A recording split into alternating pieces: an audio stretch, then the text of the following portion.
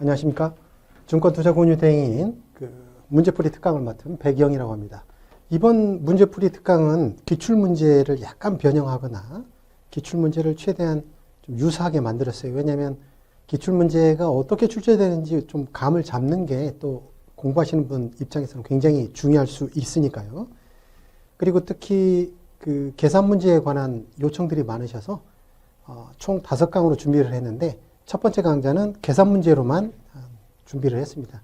어렵지 않고 생각보다 쉽게 풀 수 있기 때문에 계산 문제 포기하지 마시라고, 이 정도 문제는 풀 수 있어야 된다. 그리고 이제 뒤에 40여 문제 정도 있을 텐데요. 나머지 4강에서는 그 시험에 잘 나오는 부분들, 시험에 잘 나오는 문제 위주로 또 뽑아놨으니까, 그리고 그 이제 핵심이라고 해야 될까요? 시험에 나오는 그 포인트들, 필요한 부분은 제가 다시 한번 짚어보는 방식으로 이렇게 문제풀이 특강을 준비했으니까, 뭐랄까, 시험에 대한 태도, 예의라고 해야 될까요? 이 정도 문제는 풀어야 합격할 수 있을 거고, 좋은 성적까지는 아니더라도 합격의 허들을 넘으려면 이 정도는 꼭 준비해 주셔야 됩니다. 라는 문제로 준비를 했으니까, 실제 시험을 보실 때 똑같이 나오진 않더라도 매우 유사하게 나올 테니까, 이번 그 문제풀이 특강을 잘 활용하시면 합격의 길이 굉장히 가까워질 것이다.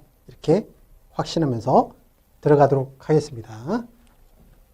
자, 1번 문제 보시겠습니다. 기업 경기 실사 지수를 계산해 보시오 라는 문제입니다. 우리가 이제 BSI라고 그러죠. 서베이 인덱스인데 그 앞에 자가 비즈니스입니다. 그래서 실제 경영을 하시는 분한테 경기가 어떻게 될까요? 라고 물어보는 거고, 여기서 포인트 되는 게 뭐냐면, 놓치지 말아야 될 게, 이 BSI 지수를 산정을 할 때 플러스 100을 더한다는 거.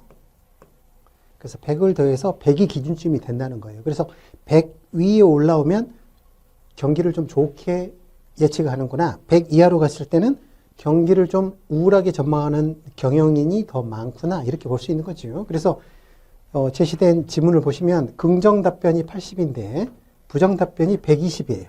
그 말은 무슨 말일까요? 경기를 좀 안 좋게 보시는 분이 많다. 그렇다면 무슨 뜻일까요?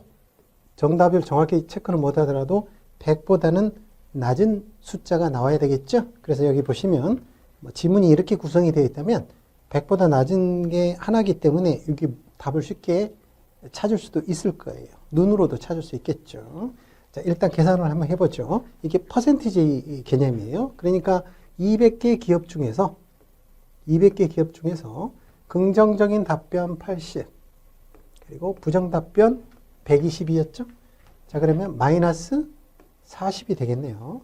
마이너스 40, 200. 그렇게 되면 어떻게 되죠?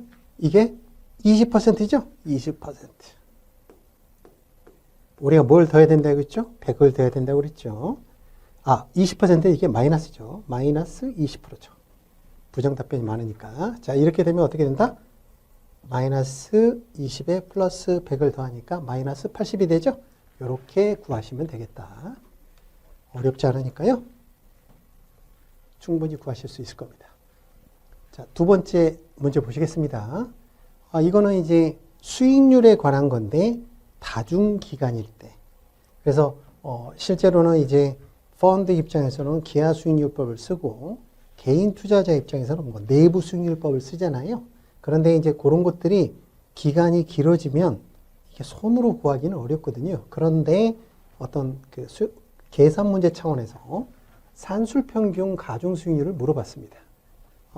실무에서 쓰지 않는 수익률이죠. 왜냐하면 복리 개념이 없기 때문에 우리가 소위 말하는 가계부 쓸 때나 쓰는 것이지, 실제 우리가 그 투자 세계에서는 쓰지 않는 수익률이긴 한데, 우리가 이제 수익률이라는 개념을 익히기 위해서 계산 문제로서의 문제는 의미가 있겠죠.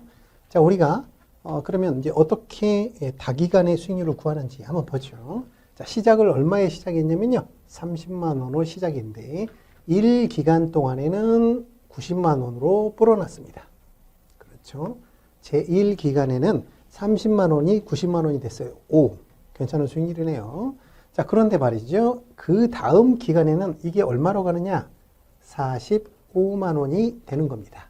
이 기간 동안에 제2기간 동안의 수익률은 45만 원이 되었어요. 그러면 자, 이 기간을 통틀어서 수익률을 산술평균 가중으로 구해보시오 라는 거죠. 자, 그러면 자, 30에서 시작해가지고 얼마가 됐죠? 90이 됐죠? 30에서 시작해서 90이 되니까 얼마 늘어났어요? 60이 늘어났습니다. 그렇죠? 이게 1기간의 수익률이 될 거고요. 2기간의 수익률, 산술평균은 그냥 더하는 거니까 2기간의 수익률 90에서 시작을 해가지고 마이너스 45가 됐으니까 어떻게 돼요? 마이너스 45가 된 거죠. 90에서 45가 되었으니까 마이너스 45가 된 겁니다. 이 기간의 수익률을 각각 구해보면 이게 몇 퍼센트죠? 2배가 됐죠. 200%. 자, 근데 이게 마이너스네요. 마이너스 90에서 45니까 반토막이죠? 마이너스 50%.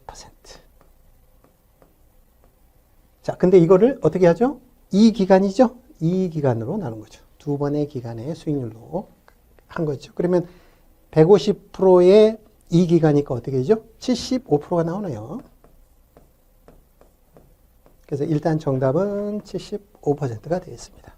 자, 그런데 이게 이제 일단 정답은 이렇게 찾는 거고 실제 우리가 왜 쓰지 않느냐? 생각해 보시면 30만 원이 결국은 45만 원이 된 거잖아요. 30만 원이 어떻게 됐습니까? 이 기간을 통틀어서 보니까 30만 원이 45만 원이 되니까 15만 원이 늘어난 거잖아요. 그러면 어떻습니까? 실제로는 50%가 늘어난 거죠. 그렇지만 산술 가중으로 평가하게 되니까 1기간의 수익률이 크다 보니까 이걸 단순히 나누기 2로 하다 보니까 실제보다 더 높아지는 경우죠. 그래서 실제 우리는 이런 수익률을 쓰지는 않는다. 어쨌든 정답은 75%다. 이렇게 이해하시면 되겠네요. 3번 문제 풀어보겠습니다. 이자 보상 비율을 구하시오라는 문제가 나왔습니다. 이자 보상 비율이라는 기본적인 개념이 어떤 거였어요? 자, 우리가 말이지 회사가 돈을 버는데 최소한 뭐는 내야 되겠다? 돈을 뭐 많이 벌지는 못하더라도 최소한 대출이자 정도는 내야 되겠다 이거잖아요. 그래서 대출이자 정도는 낼 수 있니? 라는 거를 따져보는 게 뭐다? 이자 보상 비율입니다. 그냥 그대로 구하시면 돼요. 어렵지 않죠? 자, 그래서 이자 비용이 1억인데 5억을 벌었잖아요. 그 비율 그대로인 거죠. 그럼 몇 퍼센트죠? 이대로. 그렇죠? 500%가 되는 겁니다. 정답은 500%가 되는 거고요. 실제로 이게 이제 마지노선이라고 해야 될까요? 얼마는 돼야 되겠어요? 이자가 1억이라면 영업이익으로 최소 1억은 벌어야 되겠죠. 그래야 무슨 회사가 굴러가든지 할 거 아니에요. 대출이자도 못 낼 정도면 이제 회사가 속된 말로 망조가 된 거죠. 그래서 최소 리밋이 뭐다? 100%는 돼야 된다. 미니멈. 당연히 넘어야 되겠지만 일단 정답은 비율을 구하는 문제니까 500%가 정답이 되겠습니다. 어렵지 않죠?